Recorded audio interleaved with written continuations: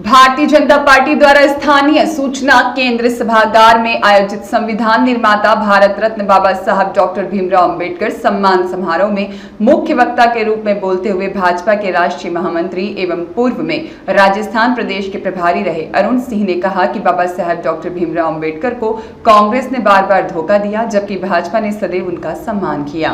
कांग्रेस ने डॉक्टर अंबेडकर की हमेशा उपेक्षा की और उनको हराने की साजिश तक रची। सन 1937 के बॉम्बे प्रेसिडेंसी विधानसभा चुनाव में कांग्रेस ने बाबा साहब डॉक्टर भीमराव अंबेडकर को हराने के प्रयास में प्रसिद्ध क्रिकेट खिलाड़ी बालू पहलवानकर को उनके खिलाफ मैदान में उतारा। बाबा साहब की छवि ने उनको चुनाव में विजय दिलाई, परंतु कांग्रेस के इस प्रयास ने डॉक्टर अंबेडकर के प्रति उनकी विरोधी भावना को स्पष्ट कर दिया। वहीं संविधान सभा चुनाव में कांग्रेस ने उनका विरोध किया कि उनको संविधान सभा में शामिल नहीं किया जाए।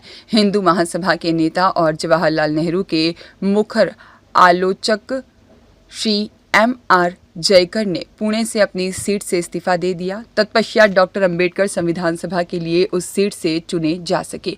अर्थशास्त्र और कानून में अकेले भारतीय PhD होने के बावजूद भी नेहरू मंत्रिमंडल ने उन्हें रक्षा और विदेश मामलों की प्रमुख कैबिनेट समितियों से बाहर रखा। यहाँ तक कि नियमित जिम्मेदारियां और विभागों का आवंटन भी उन्हें नहीं किया। प्रधानमंत्री नेहरू के इंग्लैंड जाने के बाद उन्हें आर्थिक मामलों की समिति में शामिल किया तो नेहरू ने भारत आते ही उन्हें हटा दिया। बाबा साहब ने अपने पत्र में लिखा कि कांग्रेस सरकार दलितों के मुद्दों की उपेक्षा कर रही है और केवल मुसलमानों पर ध्यान केंद्रित कर रही है। कांग्रेस में नेहरू इंदिरा की सरकारों ने संसद में बाबा साहब के चित्र को स्थान नहीं दिया, जबकि 12 अप्रैल 1990 में भाजपा ने संसद के केंद्रीय कक्ष में बाबा साहब का चित्र लगाया। प्रधानमंत्री नरेंद्र मोदी सरकार ने न्यायिक संस्थानों, सुप्रीम कोर्ट परिसर और विधि मंत्रालय में डॉक्टर भीमराव अंबेडकर की प्रतिमा स्थापित की, जिसे संविधान निर्माता के प्रति राष्ट्र की कृतज्ञता को दर्शाया गया।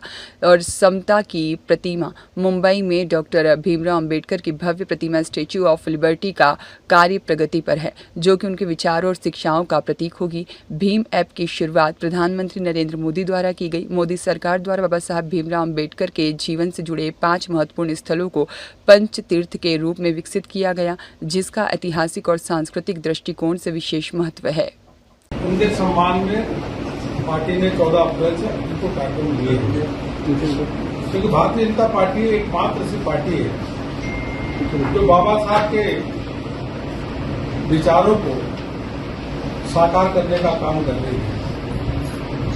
और पार्टी जो है कांग्रेस और सदैव बाबा साहब को अपमानित करने का काम किया। हम पूरे देश भर में कार्यक्रम करके जहाँ एक और बाबा साहब अम्बेडकर के बारे में, उनके व्यक्तित्व कृतित्व के बारे में लोगों को बता रहे हैं, वहीं बाबा साहब ने जो देश के लिए योगदान दिया उसको बताने का काम कर। और कांग्रेस पार्टी शुद्ध रूप से आज संविधान बचाने का नाटक कर रही है। बाबा साहब को हमेशा अपमानित करने का काम कांग्रेस पार्टी ने किया है। 2 बार लोकसभा के चुनाव में सीधे कांग्रेस प्रत्याशी देकर के बाबा साहब को हराने का काम किया। बाबा साहब का यहाँ तक कि पार्लियामेंट के सेंट्रल हॉल में चित्र भी नहीं लगाने दिया, यह कहकर कि जगह नहीं है। बाबा साहब को कांग्रेस के समय में इतने साल शासन में रहने के बाद भी उन्होंने कोई पद्म पुरस्कार नहीं दिया, जबकि बाबा साहब को हराने का काम किए थे उनको पद्म पुरस्कृत करने का काम किया। यह मोदी सरकार है जो बाबा साहब के सम्मान में अनेकों काम किए, जहाँ सौंदर्यीकरण और निर्माण का काम किया। वहीं बाबा साहब के सम्मान में डाक टिकटों और कॉइन और सिक्का 2000 के करने का काम किया। बाबा साहब के सम्मान में संविधान दिवस मनाने की घोषणा की। ऐसे अनेकों काम, अनगिनत काम मोदी जी के नेतृत्व में बाबा साहब के सम्मान में, संविधान के सम्मान में किए गए। और कांग्रेस पार्टी तो हमेशा उसके नेता राहुल गांधी जब संविधान की कॉपी दिखाने के लिए लेके चलते हैं जेब के अंदर, उस समय भी तो खाली पन्ने होते हैं।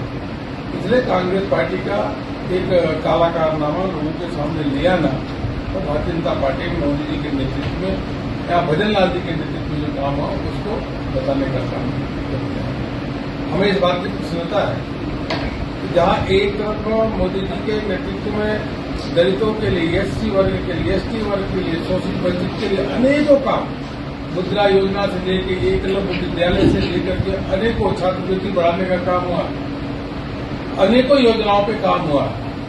वहीं पे भजन लाल जी के नेतृत्व में उन्होंने जो निर्णय लिया कि राजस्थान के लोगों को पंचतीर्थ का भी फ्री में दर्शन कराएंगे, जिसे उनका भी अभिनंदन करते हैं। सर, कांग्रेस को एक्सपोज करने के लिए एक बुकलेट भी बांटी जा रही है, इसको लेकर क्या कहेंगे? जब कांग्रेस किसी काले कारनामे रहे हैं, साहबानों के केस में उन्होंने सुप्रीम कोर्ट की बात को नहीं माना, तो उनके नेता राहुल गांधी जी ने कैबिनेट के नोट को सार्वजनिक रूप से फाड़ा, कांग्रेस ने बाबा साहब को अपमानित किया, कांग्रेस ने बाबा साहब के अंत्येष्टि के लिए दिल्ली में एक जमीन तक नहीं दी, ऐसे लगातार अपमानित करने का काम किया, तो देश की जनता के सामने पता होना चाहिए कि वास्तव में बाबा साहब का सम्मान कौन पार्टी करती है, कौन बाबा साहब के सपने को साकार कर रही है। वो एकमात्र भारतीय जनता पार्टी है।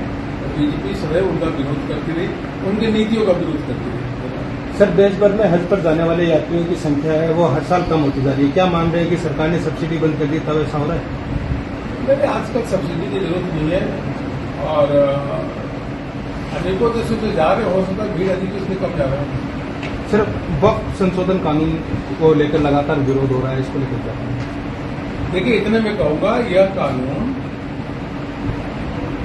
गरीब मुसलमानों के लिए, महिलाओं के लिए, पसंदा के लिए, इन सब अवधिया के लिए, इन सब के लिए ये बहुत ही अच्छा कानून है। Thank you. ब्यूरो रिपोर्ट, देश 24 एक्सप्रेस।